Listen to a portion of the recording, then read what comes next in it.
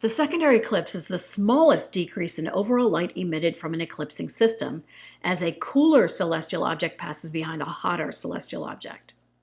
Here we're looking at an eclipsing binary system. Both of them are stars. We have a yellow star, which is hotter than our red star. Since the yellow star is hotter, I will label it with an H. Our red star is cooler, I will label it with a C. Now currently, in this panel, we receive all light from the system, so the total brightness is indicated. When the cooler object passes in front of the hotter object, we're removing the light from the hotter object that is seen. So we have this large dip in the total amount of light that's received, and that's called the primary eclipse. Then once again, we see the light from both objects, so the total amount of light is the same as it was initially.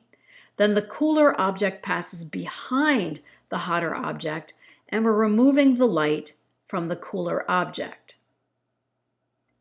The amount of light that's removed from the cooler object is less than the amount of light removed from the hotter object.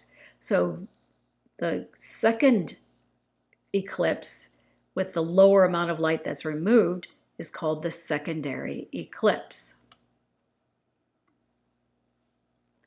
The secondary eclipse is the smaller decrease in overall light emitted from an eclipsing system as a cooler object passes behind the hotter object.